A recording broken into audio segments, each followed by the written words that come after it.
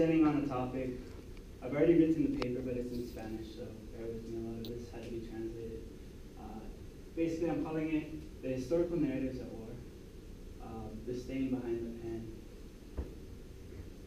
And my objective really is just to talk about a lot of the issues I had, like problematic issues of historical narratives, especially when researching history, right? You run into a lot of problems. And the role of these historical narratives in Hawaii, the role that they have had, or that they have played in the act of nation building, and nation building in Hawaii, and I say that nation building to statehood, not of the nation of Hawaii.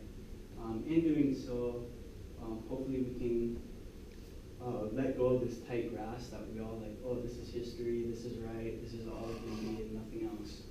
Yeah, so that's kind of my hopes. And my outline, so yeah, historical narratives, the issues that historical narratives carry, and then specifically here in Hawaii, we have the Hawaiian traditions like oral or hula or Oli, versus the Western ones, which is basically oral and written, right? And then I want to talk about nation building in Hawaii, and then we will talk about the history of Pulo. I don't know if any of you guys heard that. And basically the two different perspectives of the story, one told by the Hawaiian tradition, and then the other one by the Spanish. And so we're going to look at the Hawaiian traditions and then, yeah, written documents of the Spanish ecosystem. And then I just want to refute two things that in my research I found that I kind of feel is kind of ridiculous. Both the Pa'al as a Spanish priest and Ehu, or hijos, a corruption of the word hijos, and I'll talk a little more about that later. Also, we're going to look at some maps before Captain Cook, and some islands, Los Monjes, Las Mesas, Las Islas de Mesa, Table Island, sorry. And we'll talk about this man here, the Spaniard, Gaetano. And then, if time, I can talk a little bit more about Francisco de Palomino. So, I need you guys to answer the question. When did Captain Cook discover Hawaii? 1778.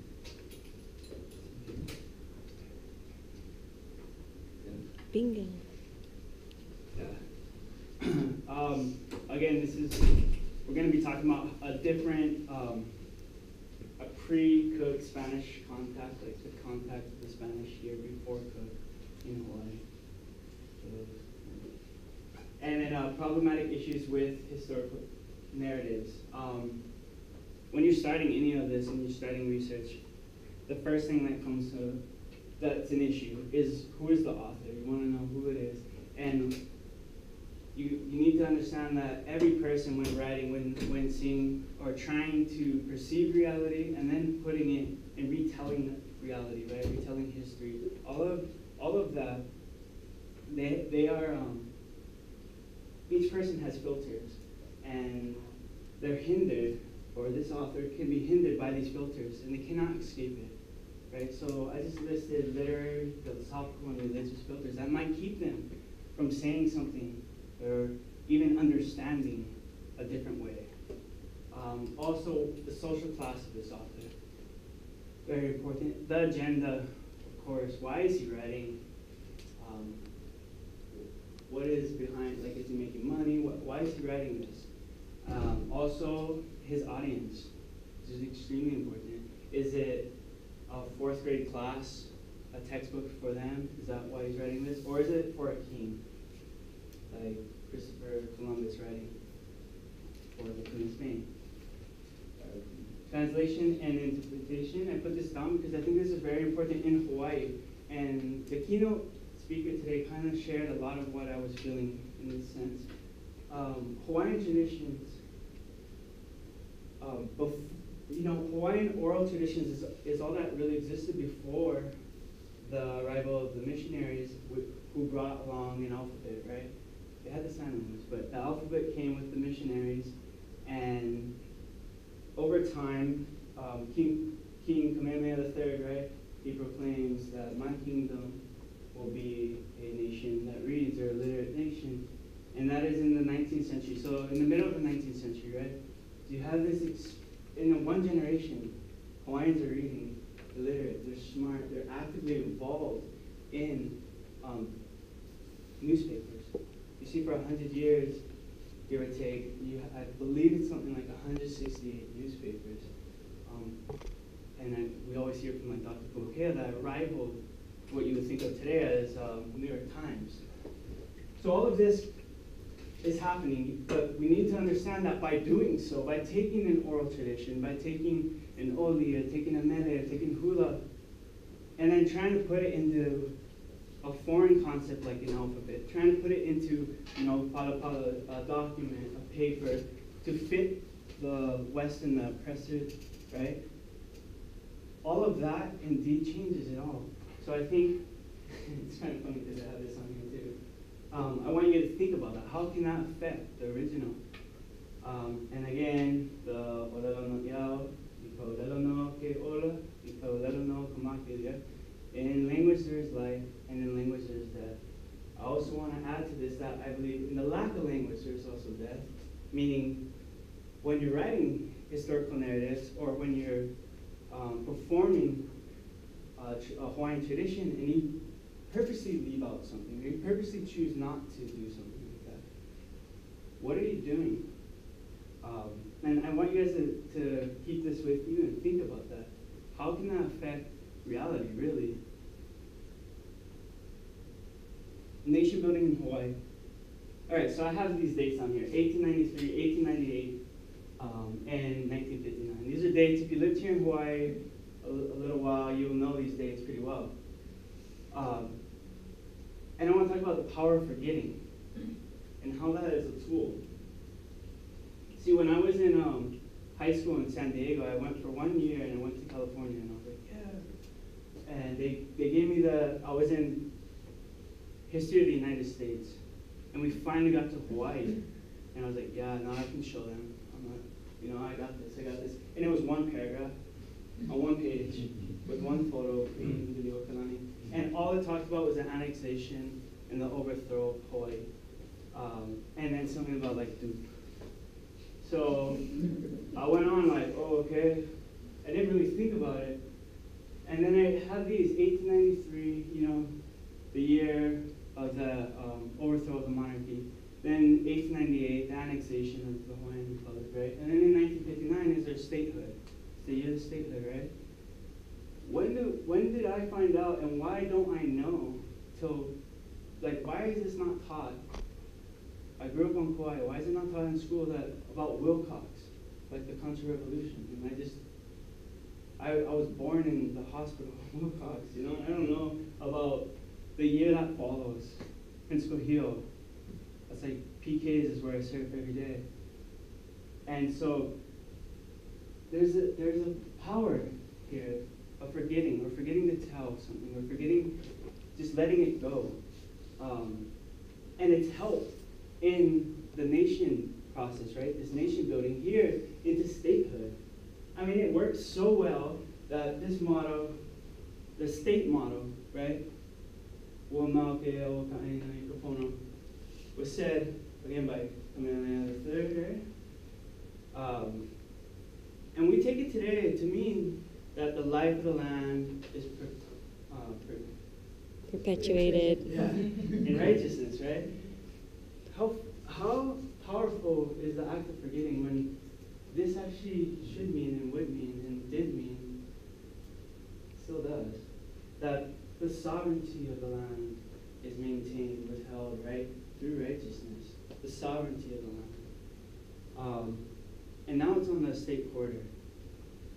So Ernest Renan explains how the act of forgetting is a key factor in nation building. Forgetting is a crucial factor in the creation of a nation, which is why progress in historical studies often constitutes a danger for the principle of nationality. Unity is always affected by means of brutality. And Beatrice Rivera Barnett adds, indeed, for the nation to be formed, the past must be forgotten. So it has worked so well that we have forgotten that we are still a sovereign nation. We have forgotten that we were part of the family of nations. We have forgotten all of our treaties. We have forgotten all of this. And even if we know, we forget to act like we should know. No, we walk and we pay taxes. We do everything that America says we should do, right? Because 1959 happened. All those dates happened. The other dates that happened, we don't even know. They tell us to forget. This is the history of Kuro. I don't know if some of you guys know. This is actually a .gov site, I believe, the Hawaiian Electronic Library. And if you look at Kuro on the island right here of Big Island, the comment right here is the Tidewash, Flat, Pahoehoe, Islet, Kuro is the traditional place of the landing of the shipwrecked Spanish captain and his sister. When I was doing my research, I saw that and I was like, oh, like the government saying that? Okay. The Hawaiian tradition goes that during the reign of the Alii Nui, or the main chief of the Big Island, during his reign, there was a shipwreck right outside, right here. And he was reigning from 1525 to 1545, if the genealogies kind of match up. I want you guys to remember that date, 1525 to 1545. But yeah, so the Hawaiian tradition goes that they came on the shore, just a man and a woman, maybe his daughter, maybe his wife. And when they came onto the shore, they got down on their knees, maybe in prayer, maybe in reverence to the Hawaiians. But anyway, the Hawaiians named it Kulo, and basically bow the head. Now I want to compare that with what Bernal Diaz, who was in the conquest of Mexico, or the Mexica, New Spain, basically, yeah, Cortez. He's writing this, what he calls the true history of the conquest of New Spain, volume 2, 200. But he's writing this after the conquest, right? He's writing this after. So there's one time when he says, it happened in the year 1527 or 1528. I'm sorry, I don't remember. While Marcos de Aguilar, had the government of New Spain. So this is, I'm sorry, I'm jumping ahead.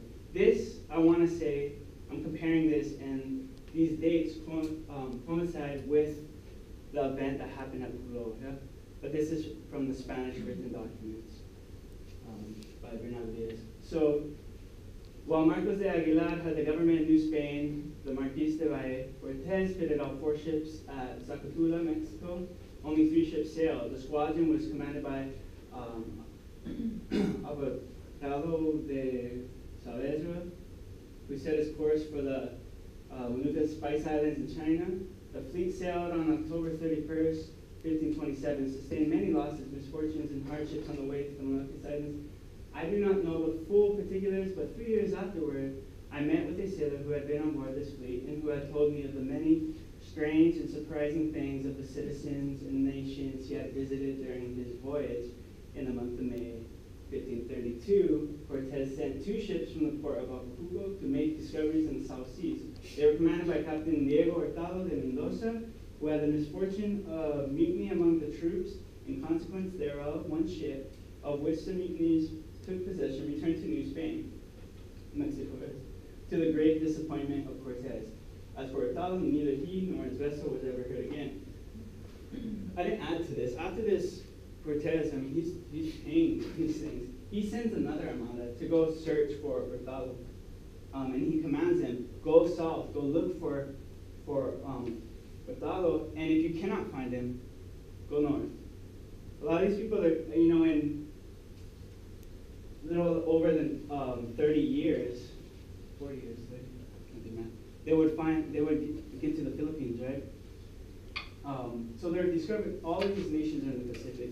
And I just want to say, if Guam's right there, the Philippines are right there, and they get to the Philippines. I mean, granted, years later. I feel like these two connect. All it would take is just to go up and crash into the Big Island, really. While doing research, I mean, there was a lot of things where I was like, no, that's not right. I don't think so, at least. I just want to refute real fast to talk about Ehu and Pa'al theories. So Pa'al, he was a priest who came from Tahiti, right? He brought with him a kapu system, a new class system. William Ellis, he's an English missionary. He comes over to Hawaii, and while he's riding, or while he's visiting, basically, he's hearing about Pa'al, and he's hearing, oh, Pa'al came by himself.